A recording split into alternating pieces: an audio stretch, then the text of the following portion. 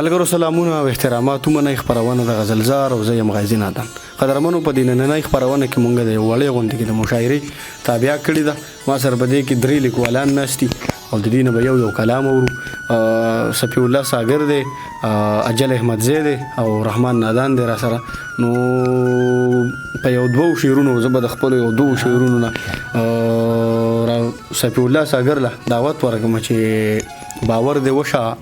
تمنې شکونه وخړلې واه باور دی وشو تمنې شکونه وخړلې او زما بلا ډېر سجدي شکونه وخړلې او چې به زما شي کنه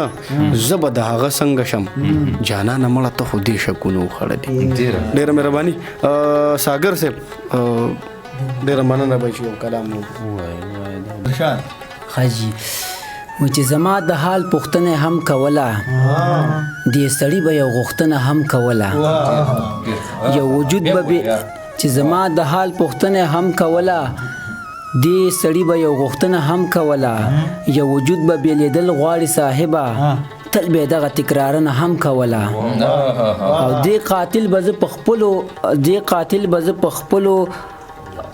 دې قاتل به زه په خپلو لاسو مړ کړم زما په مرګ به یې غندنه هم کوله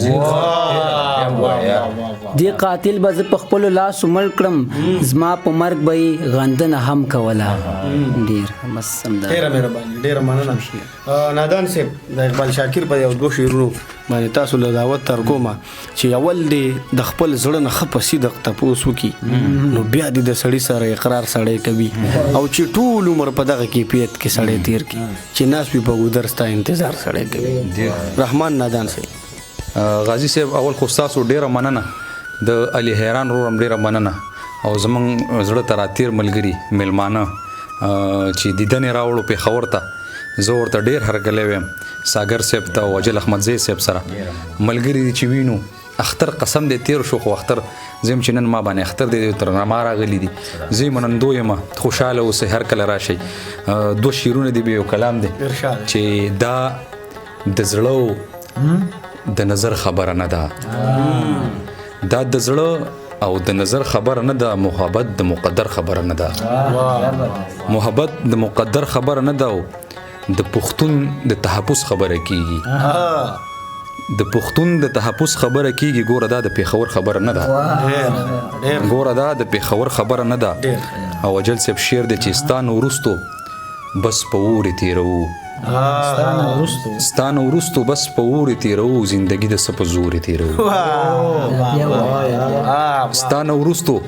بس په اورې تیرو زندگی د څه په زورې تیرو او کندهار مو د نفرت لاس کې نیولې کندهار مو د نفرت لاس کې نیولې او په خپل ګوري تیرو کندهار مو د نفرت لاس کې نیولې او په خپل کوري تیرو دوه درې ورځې دي له جنگ قلاریږو دوه درې ورځې دي له جنگ قلاریږو د بنگړو لک په شوري تیرو او محبت لار ټوله د ازغنه محبت لار ټوله د ازغنه مگر ز په ټنګ ټکوري تیرو محبت لار ټوله د ازغنه مگر ز په ټنګ ټکوري تیرو مقصد چې په لالچ کې د روپو جیداد نادانه په لالچ کې د روپو جیداد نادانه زخر واخلو په ورور تیرو په لالچ کې د روپو جیداد نادانه زخر واخلو په ورور تیرو زندگی ده سب زور تیرو زه بلنه ورکم اجل صاحب دا مګ ډیره زیاته مننه تاسو ټول ملګرو ته سلامونه مینه کورم آباد زه د ملګرو په لیدو ډیر خوښ یم دا چې پېښور ته راغلی یم او دغسې ملګري ګورم د خپل فکر ملګري دا زموږ لپاره هم د ویاړ ځای دی چې دغسې ملګرو سره ناستې ولاړه لرو او ویاړو په خپلو ملګرو خو دا چې موږ راټول شوي یو نو باید شعرونه هم ووایو نو شعر به ووایم چې زار د شمه ګله تنهایی غلطه ومه ځان ته شمه زار د شمه ګله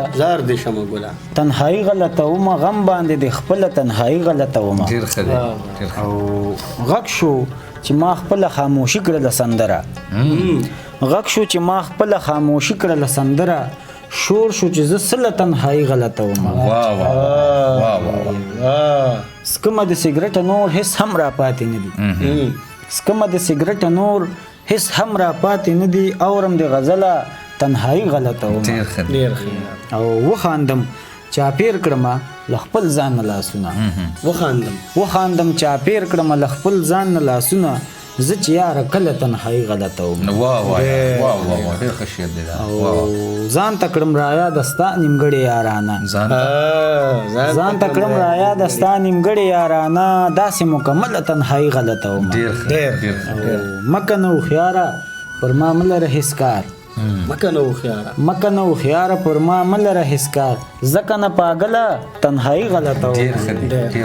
او پرېږده چې نن ولمانځم محکومه خوشحالي پرېږده نن اجله تنهایی غلطه وم ډیر